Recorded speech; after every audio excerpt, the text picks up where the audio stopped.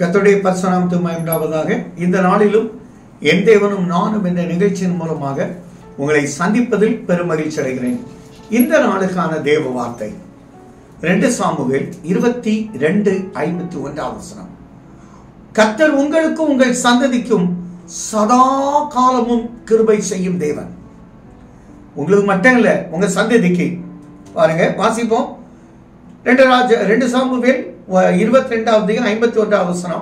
தாம் ஏற்படுத்தின ராஜாவுக்கு மகத்தான ரட்சிப்பை அளித்து தாம் அபிஷேகம் பண்ணின தாவீதுக்கும் அவன் சந்ததிக்கும் சதா காலமும் கிருபை செய்கிறவர். தாம் ஏற்படுத்தின ராஜா யாரு? சவுல்.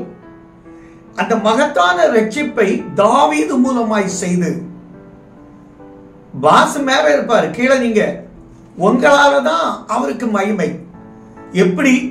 யோசேப்பு போத்திபார் வீட்டுல யோசேப்பு இருந்ததால் தான் போத்திபார் ஆசீர்வதிக்கப்பட்டான். அதே 39 அவன் தொட்டதெல்லாம் தொலைங்கிறது. இந்த சத்தியத்தை கேட்கிற நீங்க உங்க புருஷ வீட்டுல நீங்க இருக்கிறீங்க. உங்களால தான் உங்க புருஷனுக்கு பாக்கியம். சகோதரனே, உங்களால் தான் உங்க மனைவி பாக்கியப்படுறாங்க. உங்களால் உங்க பிள்ளைகள். ஆண்டவர் சொல்லுகிறார், தாவீதை கொண்டு பெரிய ரட்சிப்பை கொடுத்தவர் அந்த கிருபையை தாவீதுக்கு சவுலுக்கு கொடுக்கல, தாவீதுக்கும் அவன் சந்ததிக்கும். இதே சாமுவேல்ல ஆண்டவர் தாவீதை கூப்பிட்டு சொல்லுவார், நான் சவுலுகிட்ட இருந்து எடுத்த கிருபையை போல உனக்கிட்ட இருந்து உன் சந்ததி கிட்ட இருந்து எடுக்க மாட்டேன். நான் சாலமோன் இருந்து எடுக்க மாட்டேன், அவன் சந்ததி கிட்ட இருந்து எடுக்க மாட்டேன். கிருபை உங்களுக்கு கொடுத்த கர்த்தர் கிருபையை தந்திருக்கிறார். நிரந்தரமா உங்களை உங்கள் சந்ததி ஆசீர்வதிக்கிற கர்த்தர். ஆபிரகாமை ஆசீர்வதித்தார், ஈசாக்கை ஆசீர்வதித்தார் சந்ததி, யாக்கோபை ஆசீர்வதித்தார் சந்ததி.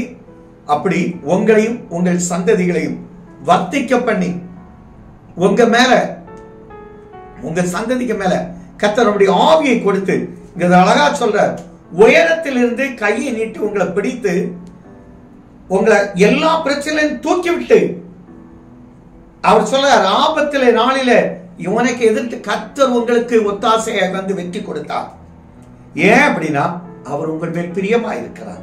விசாலமான இடத்துல கொண்டு வந்து தப்பு வைக்கிற கர்த்தர் இன்று முதல் உங்களை விசாலத்துல கொண்டு வந்து நிறுத்துகிறார். நீங்க நினைத்தது உங்க கையில வந்து கிடைக்கும். சந்தோஷமா இருங்க. கர்த்தர் உங்களை ஆசீர்வதிப்பார். தகப்பனே, விசாலமான இடத்துல கொண்டு வந்து நிறுத்துகிற கர்த்தர். தாவீது கிட்ட சொல்லிங்க, சவுலிருந்து எடுத்தது போல உனக்கிட்ட இருந்து உன் சந்ததி கிட்ட இருந்து எடுக்க மாட்டேன். கொடுத்தது கொடுத்ததே. ஆசீர்வாதம் உங்க மூலமாக உங்க பிள்ளைகளுக்கும் உங்கள் பிள்ளைகளுடைய பிள்ளைகளுக்கும் நித்திய காலமாக தங்கும், பலுகி பெருகி அவர்கள் ஆசீர்வதிக்கப்பட்டு காணப்படுவார்கள் என்று இயேசுவின் நாமத்துல கட்டளையிடுகிறேன். துதிகன மகிமை நமக்கே சொல்ற இயேசுவின் நாமத்தில் நல்ல பிதாவே, ஆமென்.